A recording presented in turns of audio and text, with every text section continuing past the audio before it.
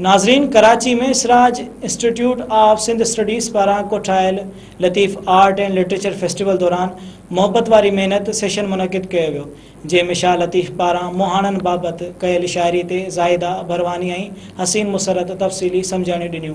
पेश आहे सेशन में थियल ॻाल्हि ॿोल। कदीम दौर खां जदीद ताईं सिंधी अदब में केतिरा ई कलमकार थी गुज़रिया आहिनि जिन पंहिंजो कलमी पोरियो माण्हुनि खे अर्पियो आहे। अहिड़ा कलमकार घटि मिलंदा जिन जे लिखणनि जे असर माण्हुनि जी सोच ऐं लोच ते असरअंदाज़ थी क़ौम खे इज्तिमाई शऊर ॾियण जी कोशिश कई हुजे। शाह अब्दुल लतीफ़ क्लासिकल दौर जो उहो नुमाया शाइर जंहिंजी सिट सिट मां शऊरी धाराऊं निकिरनि थियूं। शाह जी शाइरी मौज़ूआती वुसअत ऐं नवाण सां गॾु लिसानी ख़ूबियुनि सां पिणु मालामाल आहे। शाह जी शाइरी जा अनेक रुख़ आहिनि, अनेक पहलू आहिनि। कोड़े कायाऊं तुंहिंजियूं लिखनि लिख हज़ार, हर कंहिं जीअसी दर्शन धारो धार, प्रेम तुंहिंजा पार कहिड़ा चई कीअं चवां।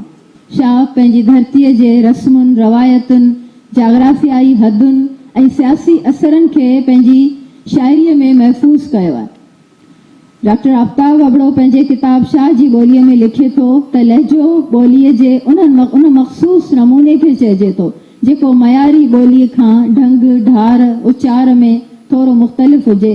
किन हालतुनि में त लहजा हिकु महदूद ख़िते जी बाक़ाइदा ॿोलीअ वांगुरु हूंदा आहिनि। मां वरी चवंदसि मां स्कॉलर कोन आहियां, मां हिकिड़ी नंढड़ी बसि तहक़ीक़ कंदड़ आहियां। हाणे मां अॻियूं बेत तव्हांखे एक्सप्लेन कयां। ॿियो बेत आहे मको वाण कुन करे, ऐं हेठि ॿियो बेत आहे सिंधनस जे साटियनि कुन कला जे पार, कंहिं ॿिए तड़ निहार गातुनि संदा मकड़ा, जेकी अॼु जी सिचुएशन आहे उहा हिते आहे, हेठि बेत में आहे। ऐं मथियों जेको बेत आहे हाणे इनखे रिसाले मां कढी वियो, बिना तहक़ीक़ जे कढियो वियो। हे ॿ बैत रिसाले मां ख़ारिज थियल आहिनि। मुंहिंजो तमामु नंढो तजुर्बो चवे थो जीअं लतीफ़ साईं ऐं लिखियो इहो वियो आहे त हे करीम साईं जा बेत आहिनि, छा करीम बुलीअ वारे जा बेत आहिनि। जेको एक्सपीरियंस सिंध ते लतीफ़ साईं जो आहे, हे बैत ॿई हुनजी कंटिन्यूटी आहे, ही हुन खां जुदाई कोन्हे, जुदाई कोन्हे। ऐं ॿई डेस्क ते बनारस जे शयूं कढण इहो लतीफ़ साईं सां ज़ाती वारी ॻाल्हि आहे। सो मां हिन बैत खे लतीफ़ साईं जा बैत मञिया थी, पंहिंजे तजुर्बे सां मञिया थी। हाणे ही मतो वाण छा आहे?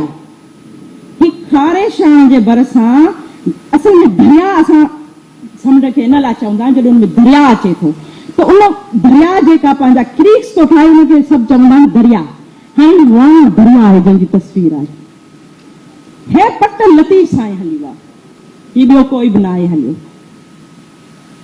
ही वाण दरिया खारे शान जे भरिसां नंढा नंढा कई दरिया वहनि था, हुनमें हिकिड़ो दरिया आहे, ही वाण दरिया आहे। हू असांजा न आहिनि, तॾहिं चए थो आइजा लुॾो लोड न, इहे पर घातवड़नि जी, ही घातवड़नि जी पर न आहे। ही निज़ाम तब्दील थींदे लतीफ़ साईं ॾिसे पियो। हिन जो तकलीफ़ आहे हिन वॾे बैत में।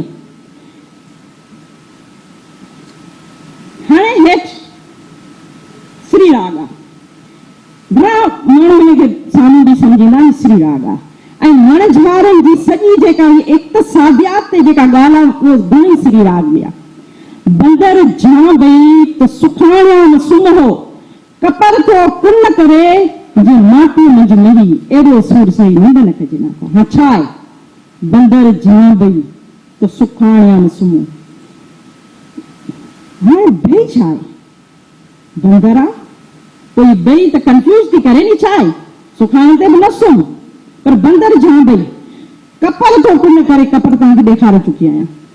इहा आहे बंदर जां वेही, बंदर जां वेही तकलीफ़ में आहे, ॾिसे थो वञनि पिया, कपर थो कुन करे, एॾो वॾो चैलेंज आहे जी माटी मंझ मई। उनजी जेका तेज़ी आहे, उहा जेका तब्दीली आहे, उहा ईअं आहे जी माटीअ में मई आहे। एॾे वॾो चैलेंज आहे तव्हांजे साम्हूं। ही लतीफ़ साईं हुक्मराननि सां मुखातब आहे। एॾो सुर निंड न कजे न।